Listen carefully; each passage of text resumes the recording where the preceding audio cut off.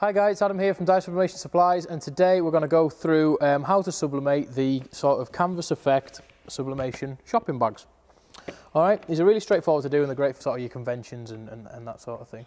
So we have printed off our design. Now I would recommend print them off on the A3 obviously because you get a good coverage, but you can piece together multiple designs on these as well, it's not a problem. So, design printed out, we just want to make sure it's actually no, what we're going to do first, and I nearly forgot to do this then, is I'm just going to put this in the press because I'm just looking down, it's a little bit creased.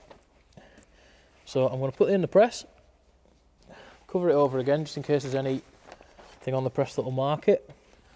I'm just going to close the press down for about 5 to 10 seconds. What that's going to do is it's going to flatten it and it'll get any of the moisture out of the fabric as well, because the moisture can kind of cause a lot of trouble when it's sublimating the... I can't get my words out today. The moisture can cause a lot of trouble when we're sublimating onto products. There we go. Right. So the bag's out, it's a lot flatter. It's also a little bit warm. So I'm going to place our design in the middle. A couple of bits of tape, maybe not that bit of tape, just to hold it in place. Okay, and the next thing I'm going to do, because it's both sides are sublimatable, I'm going to take a piece of A4 paper. No, you can either A4 paper, that's A3 paper. You can either use sublimation paper or just regular A4. This is just a sheet of the Jetstream paper. So, and I'm just going to put that in the middle of the bag. It just stops anything from this side transferring to the other side of the product. So, it's kind of hard to do from the back side. This. There we go.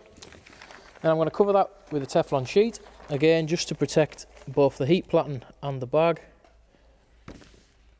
And all my power's gone off. So, provided your power doesn't go off, right, you're now ready to sublimate the product. Luckily it was only off for a couple of seconds, so the temperature on the press is still right. So, we'll have another go. Bag goes into the press. Teflon on top of the bag. And close the press.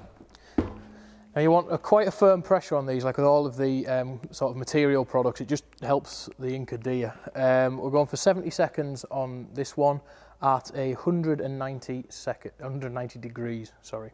Okay, so I'll meet you back here. When it's finished pressing, we'll have a look at what we've got. So the beeper, your press is beeping, we're ready to go. Oh, take a bit of getting it open. And out comes the product. Right, so I've taken the design off. You want to kind of get it off as quickly as possible. If it starts to cool down with it on, the longer you kind of leave it on, it can bleed and you get a blurry image.